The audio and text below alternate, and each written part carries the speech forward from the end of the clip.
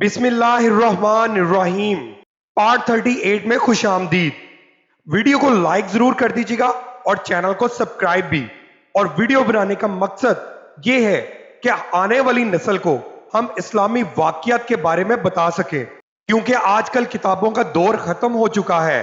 اس لیے ایسی معلوماتی ویڈیوز بنا کے آپ کو اسلام کے بارے میں جتنی ہو سکتی ہے معلومات فراہم کر رہے ہیں۔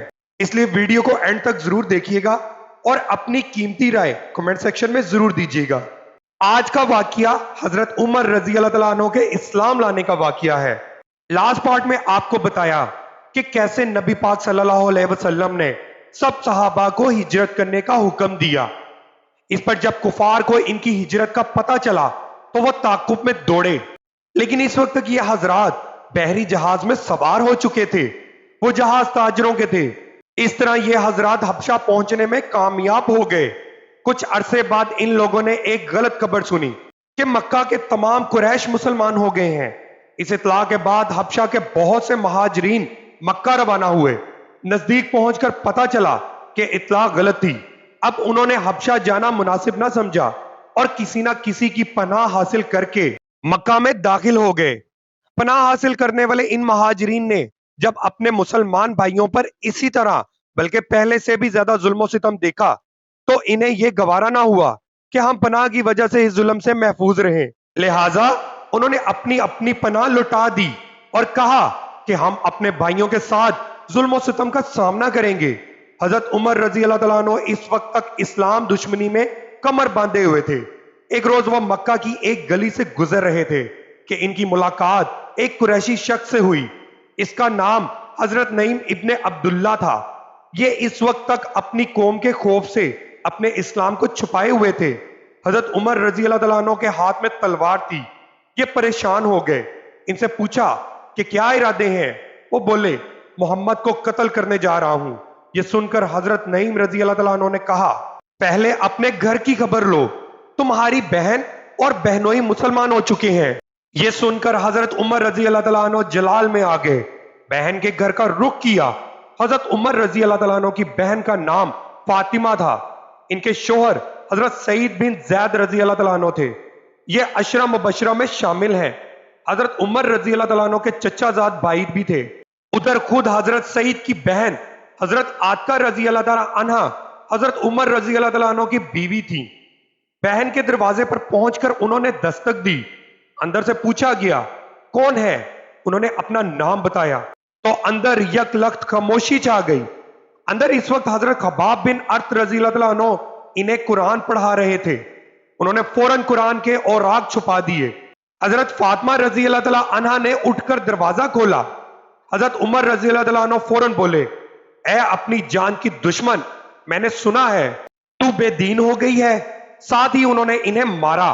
ان کے جسم سے خون بہنے لگا۔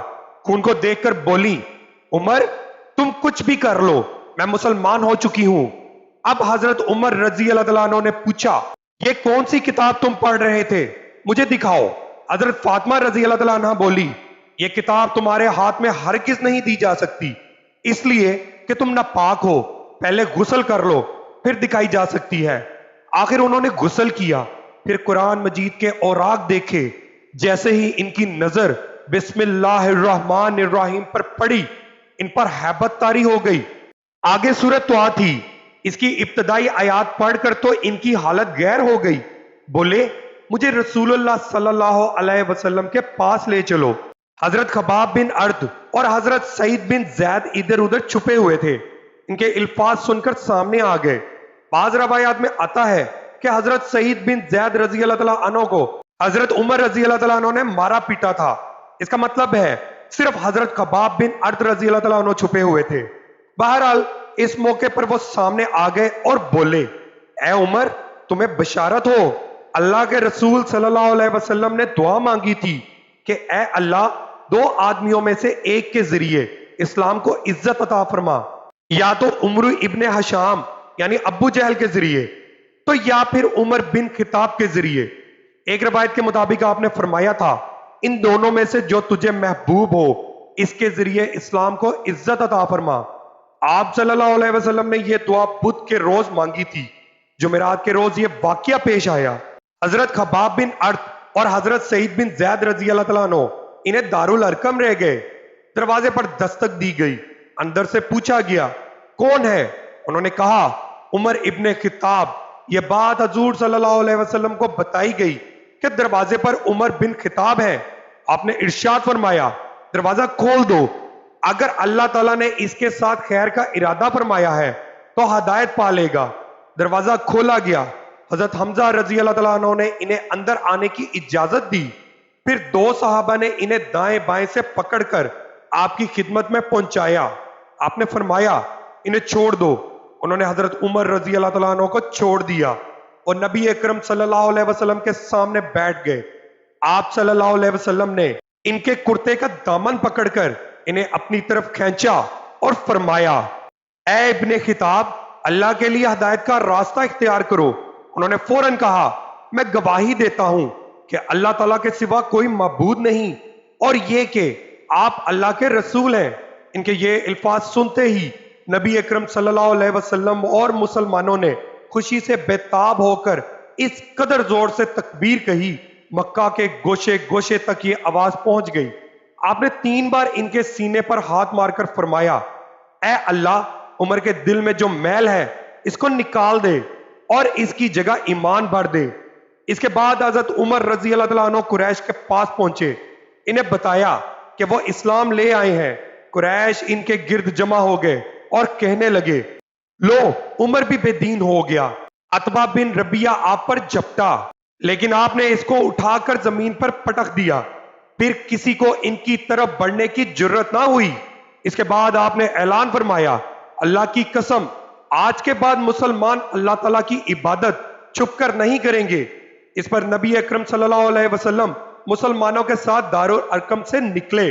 حضرت عمر رضی اللہ تعالیٰ عنہ تلوار ہاتھ میں لیے آگے آگے چل رہے تھے۔ وہ کہتے جا رہے تھے لا الہ الا اللہ محمد الرسول اللہ، یہاں تک کہ سب حرم میں داخل ہو گئے۔ حضرت عمر رضی اللہ تعالیٰ عنہ نے قریش سے فرمایا تم میں سے جس نے بھی اپنی جگہ سے حرکت کی میری تلوار اس کا فیصلہ کرے گی۔ انشاءاللہ نیکسٹ پارٹ آپ کی خدمت میں کل پیش کریں گے۔ ویڈیو کو لائک ضرور کریے گا اور اپنی قیمتی رائے کمنٹ سیکشن میں ضرور دیجیے گا۔